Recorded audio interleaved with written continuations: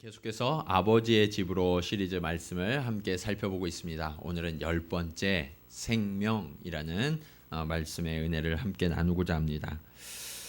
우리가 잘 아는 러시아 대문호 가운데 톨스토이가 있죠. 이 톨스토이가 쓴 책 중에 단편 소설인데요. 사람에게는 땅이 얼마나 필요한가라는 소설이 있습니다.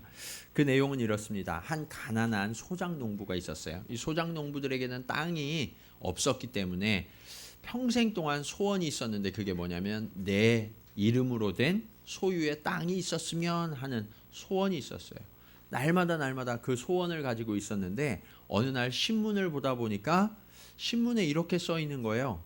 러시아의 한 귀족이고 대지주가 누구든지 오면 땅을 원하는 만큼 나눠주겠다. 깜짝 놀란 이 소작농이 그 지주에게로 가서 묻습니다. 사실입니까? 내가 원하는 만큼 땅을 주신다는 것이 정말입니까? 라고 묻습니다. 지주가 웃으면서 이렇게 대답해요. 얼마나 땅을 원하는데?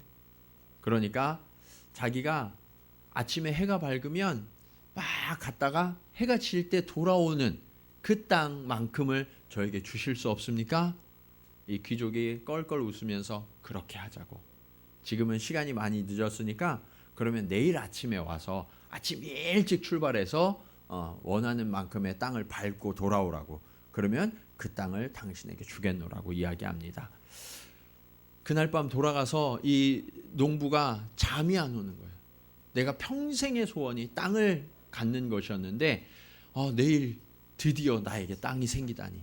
그것도 내가 원하는 만큼, 내가 밟는 만큼 땅을 준다고 하니까 너무 설레어서 잠을 이룰 수 없는 거예요.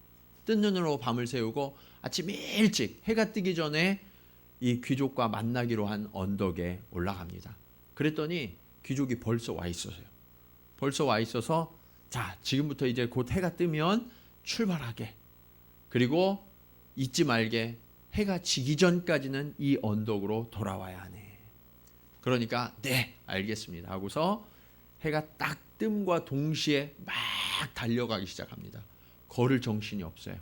어떻게 해서라도 더 많은 땅을 소유로 얻으려고 하니까 쉬지 않고 달려가는 거예요. 달려가다가 점심때가 됐어요. 점심 먹을 시간이 어디 있어. 그러면서 도시락통을 내어버립니다. 내어버리고 물통만 있으면 나는 오늘 하루는 밥을 안 먹어도 배가 부를 것 같아. 그런 마음을 가지고 점심이 지나도록 계속해서 한 방향을 향해서 달려갑니다. 끊임없이 달려가다가 이제 오후 한 3시쯤 된 것 같아요. 내가 더 이상 달려갔다가는 해지기 전에 돌아갈 수가 없겠지 하고서 돌아서 이제 출발 지점으로 또 열심히 달려갑니다. 열심히 달려가는데 러시아는요 해가 좀 일찍 지죠. 북쪽이니까 큰일 난 것 같아요. 이러다가 해가 지기 전까지 도착하지 못하면 어떻게 하지 하는 마음에 더 서둘러서 힘껏 달려갑니다. 얼마나 열심히 달렸던지 해가 지기 바로 직전에 그 약속한 언덕에 도착합니다. 딱 도착하니까 귀족이 축하하네. 이제부터 이 모든 땅은 당신의 것이야. 이렇게 축하를 해줍니다. 그런데 그 축하를 받을 힘이 없는 거예요. 너무나 열심히 달려갔다가 왔기 때문에. 그래서 제가 잠시 여기 누웠다가 일어나면 안 됩니까? 그렇게 이야기를 해요. 그렇게 하게. 그리고 귀족은 산책을 갔다 옵니다. 산책을 갔다 왔는데도 이 사람이 너무나 지쳐서 여전히 잠들어 있는 거예요. 그래서 흔들어 깨웁니다. 흔들어 깨우면서 일어나게. 당신의 땅을 이제 좀 돌아봐야지. 그렇게 이야기하는데 아무리 흔들어도 일어나지 않는 거예요. 보니까 이 사람이 너무나 기진해서 죽어버렸어요. 그러면서 귀족이 이렇게 이야기합니다. 우리에게 이 사람은 5자 땅이면 족하네. 우리가 묻힐 땅은 그 정도면 된다는 거예요. 그러면서 우리의 인생이 공연히 열심을 내고 애태우다가 그냥 그렇게 끝나버렸다라고 탄식했다고 합니다. 여러분, 이 이야기가 우리에게 주는 교훈이 있어요. 우리의 인생은요, 이 어리석은 농부처럼 쉬지 않고 달려가는 인생이에요. 어떤 사람은 밥 먹을 정신도 없이, 쉴 정신도 없이 끊임없이 달려갑니다. 그리고 어느 순간 우리의 인생의 마지막이 다다라서 그때 정신을 차려보면 우리의 인생은 너무나 바쁘게 살았을 뿐 그 안에 진정한 기쁨과 소유가 없는 인생임을 오늘 이 톨스토이의 이야기는 들려주고 있습니다. 그렇다면 우리가 진짜로 소유해야 하는 것, 그리고 우리가 의지해야 하는 것은 무엇일까요? 오늘 이 본문에 등장하는 금 항아리, 이 항아리를 만나 항아리라고 해요. 이 만나 항아리는요, 우리에게 진정한 소유와 우리가 누려야 할 것은 무엇인지에 대해서 교훈하고 있습니다. 이 만나 항아리의 교훈은 무엇입니까? 첫 번째로 하나님이 우리의 공급자이심을 가르쳐주고 있습니다. 하나님은요, 이스라엘이 먹고 누릴 양식으로 아주 특별한 것을 먹고 살게 해주셨죠. 이 만나의 원래 히브리어 발음은 만후예요. 이게 영어 발음되면서 만나가 된 거거든요. 이 만후는 무슨 뜻이냐면 이것이 무엇인가라는 거예요. 그러니까 밖에 나왔는데 하나님이 이것을 주워서 먹으라고, 걷어서 먹으라고 말씀하셔서 밖에 나왔는데 이게 뭐야? 아무도 아는 사람이 없는 거예요. 그래서 그 이름이 만후, 만나가 된 거예요. 네. 이처럼 하나님이 우리에게 내려주시는 신령한 양식은요, 아무도 모르는 하늘로부터 온 신령한 것이다 라고 성경은 말씀하고 있어요. 그런데 이 만나를 주신 땅이 어디예요? 어디를 지나갈 때 만나를 주셨어요? 광야를 지나갈 때. 광야는 어떤 땅인가요? 식물이 자라지 않는 땅. 그래서 아무리 수고를 해도 곡식을 뿌리고 그것이 자라나서 열매를 맺을 수 없는 땅이 광야죠. 하나님께서는요, 이렇게 우리의 열심을 내어도 불가능한 이 땅에서 하나님께서 우리를 책임지시고 우리를 이끄시고 우리의 공급자가 되신다라는 것을 보여주시기로 하신 거예요. 하나님께서 이 광야를 지나게 하신 이유가 있어요. 이스라엘 백성이 왕의 대로를 지나가면 훨씬 더 빠르게 지나가는데 일부러 광야로 40년이나 돌아가게 하신 이유가 있다는 거예요. 그것은 지금까지 이스라엘 백성들은 어디에 공급을 받았냐면 애굽의 공급을 받으면서 살아왔죠. 그들은요, 뼛속 깊이 애굽의 공급, 세상의 공급을 받아 누리던 사람들이에요. 그래서 세상의 방식이 아니면 도저히 살 수가 없을 것 같은 마음이 그들의 마음속에 이미 자리하고 있었어요. 이것을 뭐라고 말하냐면 중독이라고 말해요. 그것이 아니면 살 수 없을 것 같은 마음. 세상이 아니면 살 수 없을 것 같은 그런 마음에 사로잡혔던 이스라엘 백성들을 세상의 문명의 혜택이 전혀 주어지지 않는 땅, 내가 아무리 열심을 내고 아무리 수고를 해도 거둘 수 없는 그 황량한 땅으로 지나게 하시면서 그들의 중독을 고치기로 하신 거죠. 여러분, 중독 상태를 잘 보여주는 장면이 오늘 성경에 있는데요. 이스라엘 백성들은 광야를 지나다가 조금만 힘이 들면 어떻게 했어요? 원망하고 불평했어요. 중독의 증세는요, 원망하고 불평한다는 거예요. 그래서 심지어는 자신들을 인도하고 있는 모세와 아론을 돌을 들어 치려고 했고요. 애굽으로 다시 돌아가자 하면서 하나님께 반역하려고 했던 사람들이 이스라엘 사람들이었다는 거죠. 이 히브리인들은요, 애굽에 있을 때 신분이 뭐였어요? 노예였죠. 그런데 이 히브리인들이 뭐라고 생각하냐면 애굽에 있을 때가 좋았어. 뭐라고 이야기하냐면 애굽에 있을 때 우리는 가마 곁에서 고기를 배불리 먹었잖아. 이렇게 이야기해요. 여러분, 노예에게 배불리 먹게 해주는 주인이 있어요, 없어요? 없죠. 착각하는 거예요. 과거의 일들은요, 아무리 고난과 고통이 있었어도요, 지나가면 추억처럼 느껴져요. 그리고 그때가 좋았어. 그래서 우리도 옛날에 구관이 뭐라고요? 명관이다. 이렇게. 예전에 그 탐관 오리들이 너무나 못살게 굴고 힘들게 했는데도 구관이 명관이야. 이렇게 생각한다. 지나가고 나면 그래도 그때는 괜찮았어 라는 기억의 조작이 일어나는 거죠. 여러분, 오늘날에도 세상에 중독된 분들이 참 많아요. 중독의 대표적인 증상이 뭐예요? 그것을 끊으면 무슨 증세가 생겨요? 금단 현상이 일어나죠. 금단 현상. 손이 떨리고 심장이 막 벌렁벌렁거리고, 도저히 그것이 없으면 죽을 것 같은 마음이 든단 말이에요. 돈이 없으면 죽을 것 같으시죠? 일이 없으면 죽을 것 같아요. 먹을 음식이 없으면 죽을 것 같거든요. 입을 옷이 없으면 못 살 것 같아요. 여러분, 이런 것이 금단 현상이에요. 세상에 중독되어 있는 증세라고요. 여러분에게도 이런 금단 현상이 있으신가요? 하나님은요, 그런 중독 증세로부터 우리를 치유하시고자 우리의 인생의 광야를 펼쳐가시는 거예요. 내 인생이 왜 이렇게 고단하고 왜 이렇게 힘들지?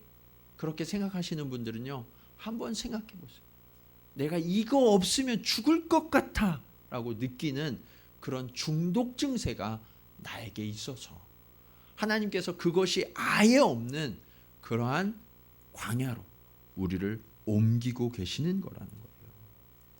여러분, 그런데요, 너무나 감사한 것은요, 하나님께서요, 광야를 지나가는 이스라엘 백성들에게 무엇을 내려주셨어요?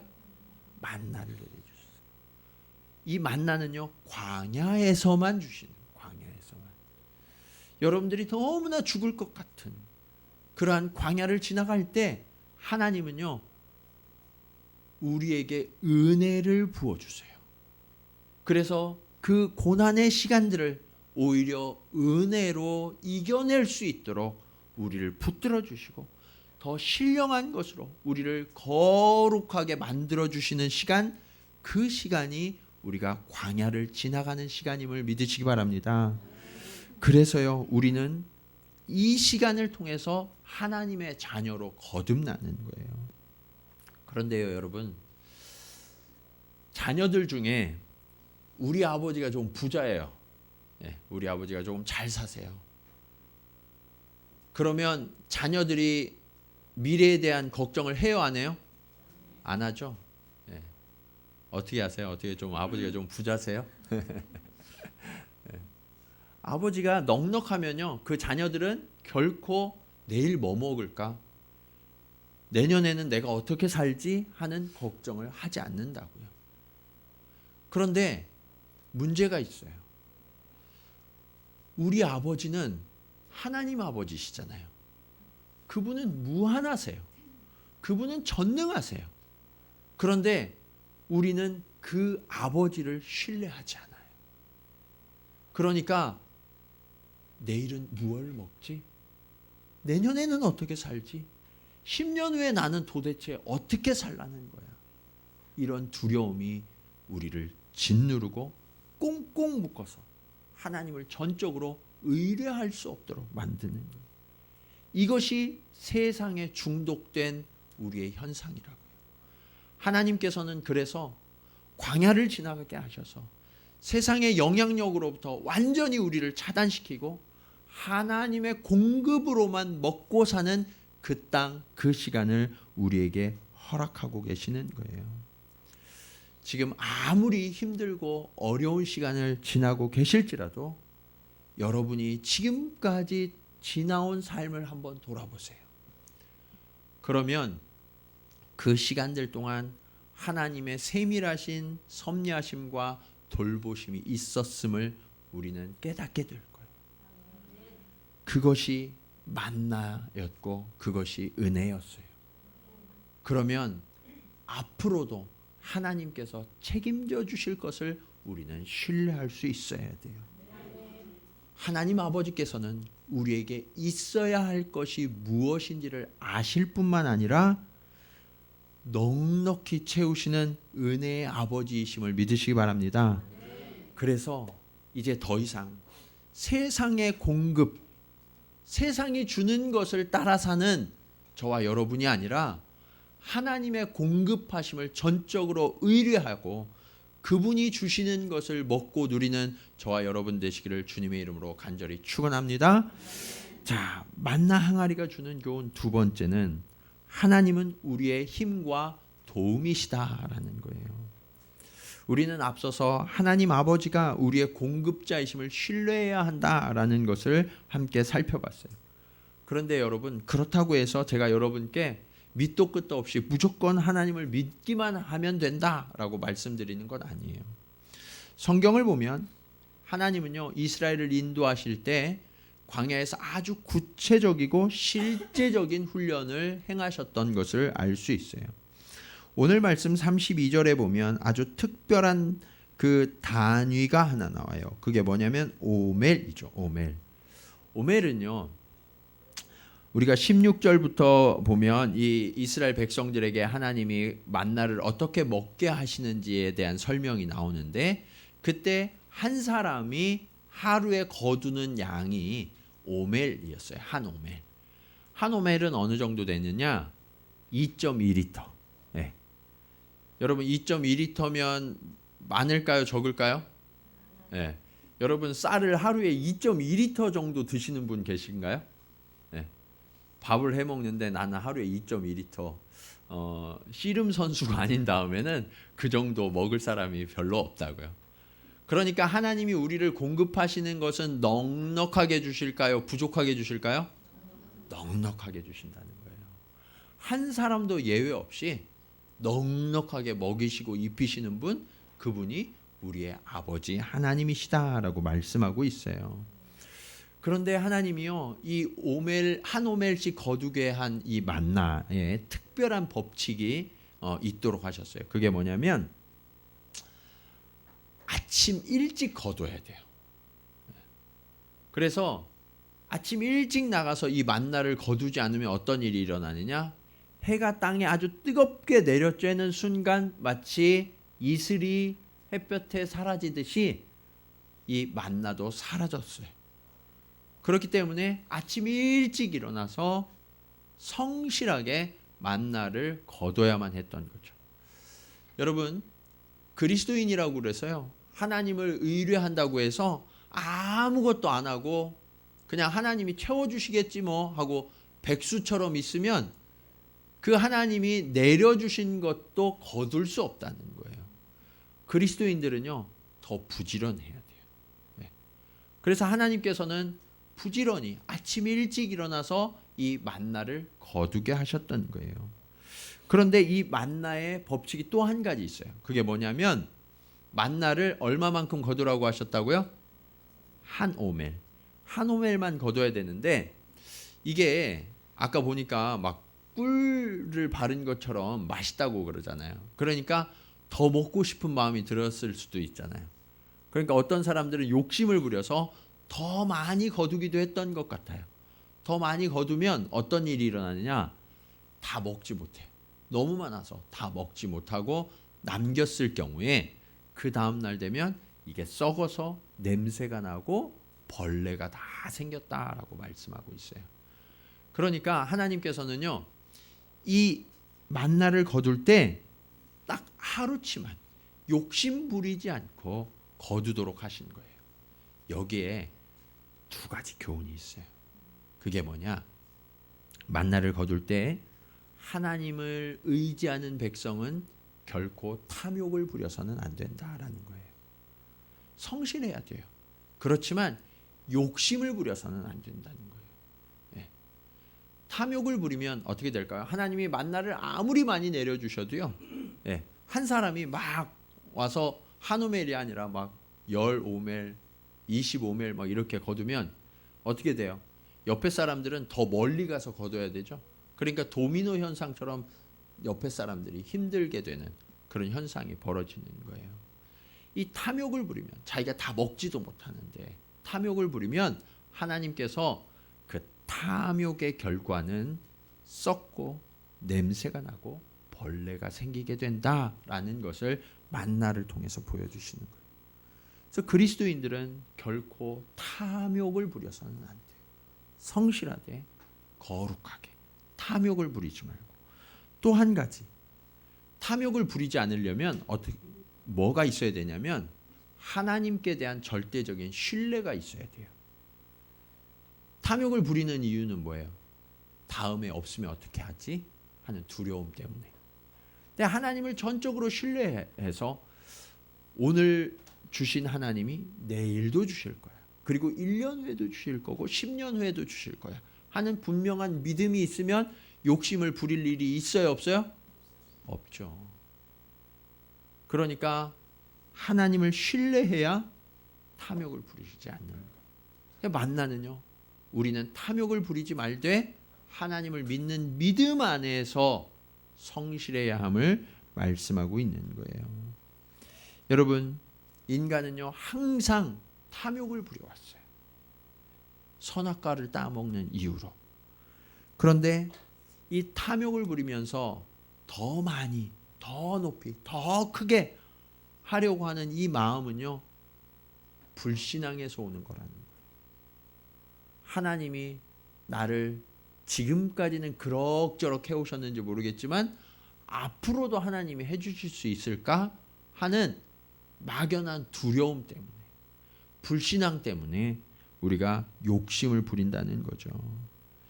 여러분, 우리가 탐욕을 부리면 결국은 그것은 썩어진다는 거예요. 우리는 끊임없이 탐욕을 부리잖아요. 더 많이 가지려고 하고, 더 많이 비축해 두려고 하고. 그러나 하나님은요, 하나님을 절대적으로 신뢰하는 자들은 탐욕을 부리는 것이 아니라 오히려 그것을 가지고, 하나님이 주신 것을 가지고 힘들고 어려운 자들을 섬기고 나눌 수 있어야 한다라고 말씀하고 계세요. 어떤 분들은 이 말씀을 들으시면서 그런 생각이 혹시 속으로 드시는 분이 있으실지 몰라요. 그때는 하나님이 만나를 주셨으니까 그렇죠. 우리는 지금 만나를 먹고 사는 세상이 아니잖아요. 네. 여러분, 그럼 어떻게 해야 될까요? 우리는 만나가 없는데. 성경을 자세히 읽어보면 이스라엘에게도 만나가 계속 내린 게 아니에요. 여러분, 그러니까 만나는요 광야에서만 주신 거라는 거예요. 광야에서만. 사람이 사는 땅, 농사를 지어서 소출이 나는 땅에서는 만나가 내려요, 안 내려요? 안 내려요. 네요. 하나님이 얼마나 세밀하시고 완벽하신 하나님이신지를 잘 보여주는 성경 구절이 있어요. 하나님이요 언제 만나를 그치게 하셨냐면, 이스라엘 백성이 가나안 땅에 들어갔다고 저절로 그쳐진 게 아니라 그 땅에서 농사를 짓고 처음으로 식사를 딱 하니까 그때부터 만나가 그쳤다라는 거예요. 하나님은요 너무나 세밀하신 분이에요. 우리에게 무엇이 필요한지, 그리고 얼마나 필요한지 그런 것들을 아시고 다 책임져 주시고 인도하시는 분, 그분이 우리의 아버지 하나님이시다라는 거죠. 그런데 이스라엘 백성들이요 이 가나안 땅을 약속의 땅이라고 그러죠. 이 약속의 땅은 아브라함 때 이미 약속하신 땅이었어요. 근데 이 약속의 땅에 대한 하나님이 부르시는 이름이 또 있죠. 그게 뭐냐? 무엇이 흐른다고 그래요? 뭐가 흐른다고 그래요? 젖과 꿀이 흐르는 땅이라고 말씀하고 있어요. 너무너무 풍성한 땅이라는 얘기죠. 근데 여러분 중에 혹시 이스라엘에 다녀오신 분이 계신지 모르겠어요. 네, 안 다녀오셨더라도 뭐 TV나 여러 매체들을 보면 이스라엘 땅이 너무너무 풍요롭고 비옥한 땅처럼 보여요? 아니면 황폐하게 보여요? 황폐하게 보이죠. 하나님은 분명 젖과 꿀이 흐르는 땅이라고 그러셨는데 그 땅은 사실은 굉장히 건조하고 황폐한 땅이에요. 그럼 하나님이 우리에게 거짓말을 치셨나? 애굽에서 안 나갈까 봐? 억지로 우리를 끌어내시려고 그렇게 거짓말을 치셔서 이스라엘 백성들을 몰아내신 걸까? 왜 이런 일이 일어났을까요? 오랫동안 이스라엘 선교사로 사역하셨던 류 모세 선교사님이 쓴 열린다 성경이라는 책에 보면 애굽의 땅과 이 가나안 땅을 비교해서 설명한 대목이 나와요. 그런데 그것을 잘 보여주는 성경 구절을 소개하는데 신명기 11장 10절부터 12절 말씀이에요. 무슨 얘기냐면 그들이 나온 이 애굽 땅은요, 문명의 모태가 된 땅이죠. 나일강이 흐르거든요. 나일강은 자주 범람해요. 그러니까 이 범람하는 땅은 비옥하죠. 굉장히 비옥하고 땅이 부드러워요. 그래서 발로만 이렇게 흙을 쓸어 담아도 거기에 뚝이 이렇게 모여지는 거예요. 그리고 거기에 물이 흐르니까 자연스럽게 거기에서 식물이 자라고 채소가 자랄 수 있는 아주 비옥한 환경이 됐던 거죠. 반면에 이들이 건너가서 차지한 땅, 그 땅은 어떤 땅이냐? 비를 흡수하는 땅이에요. 비를 흡수하는 땅이니까 좋겠구나 이렇게 생각하실지 모르겠지만 이 땅의 원어적인 의미는 그런 게 아니에요. 뭐 일본도 그렇지만 제주도도 그렇고요. 이렇게 화산토들은 비가 내리면 어떻게 돼요? 비를 흡수하는 것 같은데 땅이 비를 머금어요, 머금지 못해요? 머금지 못해요. 다 투과해요. 다 흘러내려가 버리는 거죠. 이 이스라엘 땅은요, 비를 머금지 못하는 땅이라는 의미예요. 다 그냥 흘려보내는 그런 땅. 그러다 보니까 이 땅에서 건조하기 때문에 식물이 자랄 수가 없는 거죠. 근데 여기에서 아이러니가 생겨요. 분명히 하나님은 이 가나안 땅을 젖과 꿀이 흐르는 땅이라고 그랬는데 왜 물을 머금지 못하는 그 땅이 젖과 꿀이 흐르는 땅이 되도록 하나님이 말씀하셨을까? 거기에 전제 조건이 있어요. 전제 조건. 그게 뭐냐? 이스라엘이 하나님을 사랑하고 그의 계명을 지키면, 그러면 하나님이 함께 하셔서 그 땅을 비옥하게 해주시겠다라고 약속하신 거예요. 하나님이 역사하실 때는 그 땅은 아주 비옥하고 젖과 꿀이 흐르는 땅이 돼요. 그래서 그 땅이 약속의 땅이 되는 거예요. 그런데 하나님이 함께 하시지 않으면 그 땅은 아주 건조해서 식물을 낼 수 없는 땅이 되고 마는 거죠. 여러분, 그래서 거기가 약속의 땅, 언약의 땅이 되는 거예요. 하나님과 약속을 잘 지키면 축복의 땅이 되지만 약속을 안 지키면 재앙의 땅이 되는 거죠. 이런 땅을 천수답이라고 그래요. 천수답. 인간이 노력해서 되는 게 아니라 하늘이 비를 내려줘야만 소출을 거둘 수 있는 그런 밭. 하나님은요, 일부러 이스라엘 백성들을 가나안 땅으로 인도하신 거예요. 언약의 백성이 되도록. 그리고 그것을 훈련시키기 위해서 광야에 40년을 보내게 하신 거죠. 세상의 방식이 아니라 하나님의 방식을 따르는 백성이 되어라. 그러면 광야에서 너희를 책임진 것처럼 그 땅에서도 내가 너희를 먹이고 입히리라. 이것이 하나님이 가나안 땅으로 이스라엘 백성들을 인도하신 이유예요. 그리고 그것을 하나님이 보증하는 증표로 언약궤 안에 담아두신 것, 그것이 뭐냐? 만나 항아리예요. 광야에서 내가 너희를 늘 먹이고 입혔지? 이 만나 항아리 볼 때마다 너희가 그것을 기억해. 그런 의미로 언약궤에 만나 항아리를 두고 자손 대대로 전승하게 하신 거죠. 여러분 중에 지난날 큰 고통과 고난의 세월을 지나오신 분이 계신가요? 아마 그런 분들이 계실 거예요. 그렇다면 그때도 여러분을 지켜주시고 여러분을 보호해 주셨던, 여러분을 공급하셨던 그 하나님이 지금도 그리고 앞으로도 동일하게 여러분을 지키시고 인도하실 것을 신뢰하시기 바랍니다. 하나님은요, 여러분이 사는 땅, 여러분이 다니는 회사, 여러분이 다니는 학교, 여러분이 거하는 가정, 여러분이 만나는 모든 만남의 관계가 하나님이 축복하시는 젖과 꿀이 흐르는 땅이 되기를 원하세요. 그런데 그렇게 하려고 그러면 어떻게 해야 되냐?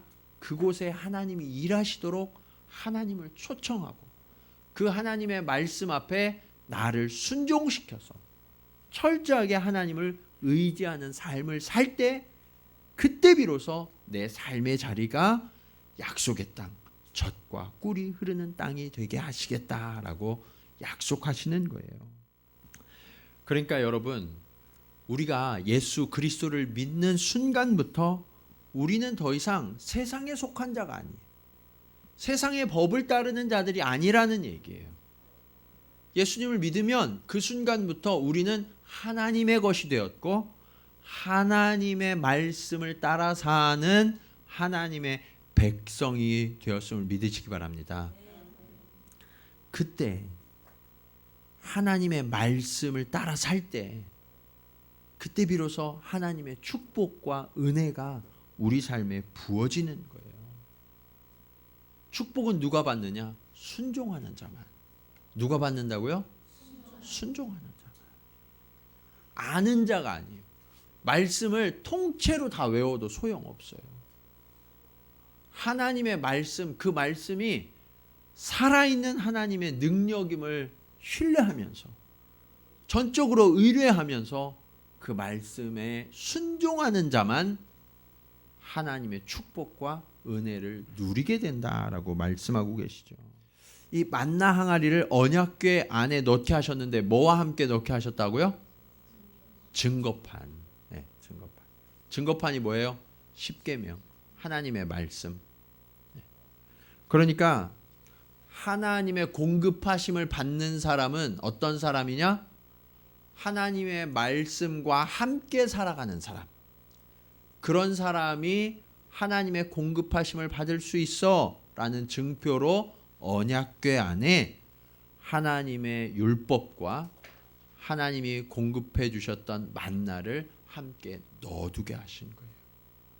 하나님은요, 이처럼 아주 철저하게 상징으로 우리에게 이미 보여주셨고 그것을 따라가도록 우리에게 명령하셨던 거죠. 많은 사람들이요, 나에게 축복해 주세요, 축복해 주세요, 그것만 생각해요. 그러나 이 축복의 전제 조건은 말씀에 대한 순종임을 우리가 결코 잊어서는 안 돼요. 그러므로 여러분, 여러분의 일상 모든 순간이 하나님을 예배하는 자리가 되게 하셔야 돼요.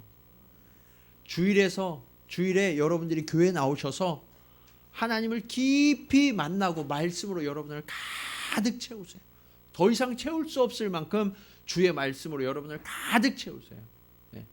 주의 말씀을 채우는 일에는 수단과 방법을 가리시면 안 돼요. 최선을 다해서 여러분의 말씀을 가득 채우세요. 그리고 그 말씀을 가득 담고 세상으로 나아가서 그 세상에서 하나님의 말씀을 따라서 순종하는 삶을 살면 우리의 가정, 우리의 일터, 우리의 학교, 우리의 모든 관계가 젖과 꿀이 흐르는 땅으로 바꾸시겠다라고 하나님이 약속하고 계시는 거예요. 여러분, 이 말씀을 신뢰하고 그 하나님만을 전적으로 의뢰하여서 여러분의 삶을 풍성한 축복의 땅으로 바꾸시기를 주님의 이름으로 간절히 축원합니다. 자, 이 만나 항아리가 주는 교훈 마지막은요, 하나님이 우리의 영원한 생명이 되신다라는 거예요. 하나님은요, 이스라엘을 약속의 땅으로 인도하시면서 그들이 하나님의 공급하심과 인도하심의 약속 안에 있다는 사실을 순간만 보여준 게 아니에요. 이 광야를 지나갈 때만 보여주신 게 아니에요. 대대로 이것이 보증이 되도록 하셨어요. 그래서 중요한 한 가지 명령을 내리세요. 대대로 어떻게 하라고요? 간수하라. 예. 저는 이 말씀을 볼 때 그런 생각이 들었어요. 이 대대로 간수하게 하신 이 만나 항아리 안에 있는 만나는 썩었을까 안 썩었을까? 어땠을 것 같아요? 안 썩었죠.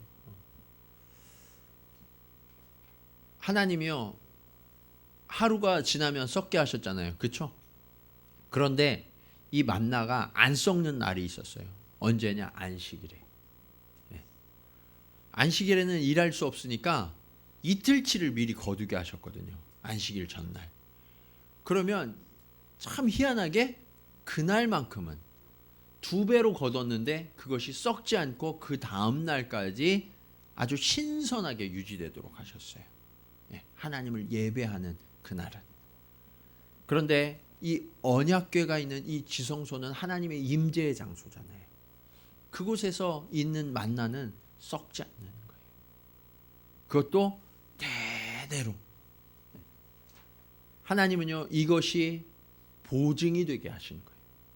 이스라엘 백성들, 너희가 나의 율법을 지키고 준행하면 내가 너희를 대대로 공급해 주겠다. 약속이 되어 주겠다. 영원한 생명이 되어 주겠다 하고 하나님이 약속을 하셨던 거죠. 이 만나 항아리는요, 모세의 시대를 지나서 여호수아의 시대, 그리고 이스라엘이 가나안에 들어가게 됐어요. 이후에 왕국이 세워지는 다윗, 솔로몬 시대에는 무엇이 지어졌죠? 성전이 지어졌어요. 아주 멋지고 화려한 성전이 지어지면서 그 안에 만나 항아리가 다시 모셔진 거죠. 이것이 이스라엘 백성과 함께 하시는 하나님의 약속이 되었던 거예요. 그런데 전승에 의하면 이 만나 항아리가 언제 잃어버리게 됐냐면 예루살렘이 망할 때, 예루살렘이 망할 때 이 만나 항아리를 잃어버렸다라고 이야기하고 있어요. 어떤 전승에는 예레미야가 땅속에 깊이 묻었는데 예레미야가 애굽으로 가서 죽었거든요. 그러니까 그것을 찾지 못했다라고 이야기하기도 하고요. 그런데 그렇게 사라진 것 같던 그 만나 항아리, 하나님의 공급하심의 약속, 그것은 사라지지 않고요, 오히려 더 많은 이들에게 영원한 생명의 약속이 되어서 살아났어요. 그게 무엇이냐? 예수 그리스도. 예수 그리스도께서는요, 우리에게 산떡이 되셨다라고 말씀하고 계세요. 여러분, 우리가 먹어야 할 참떡은 영원한 생명의 떡이신 예수 그리스도시다라고 말씀하고 있어요. 그 예수 그리스도를 소유한 자만이 영원히 줄이지 않는다는 거예요. 세상의 것을 얻기 위해서 아무리 열심히 일하고 최선을 다해 살아가도요, 그것들을 내 삶에 채우고 그것이 저장한다고 해도 결국은 어떻게 되냐?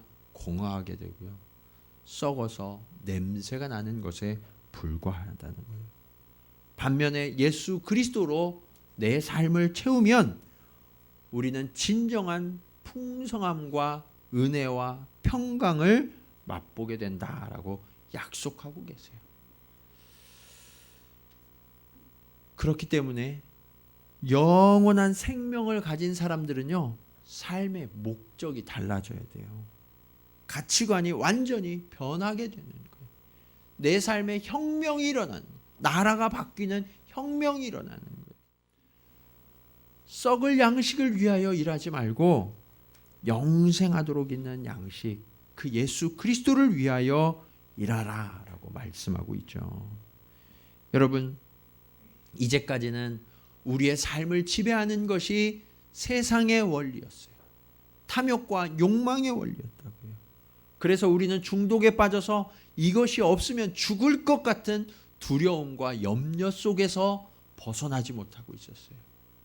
그러나 하나님은 우리 인생의 광야를 지나게 하시면서 그 중독에서 우리를 치유하셨고, 이제 하나님으로 만족하고 하나님만 의지하는 하나님 나라의 백성이 되라라는 것을 가르쳐주고 계세요.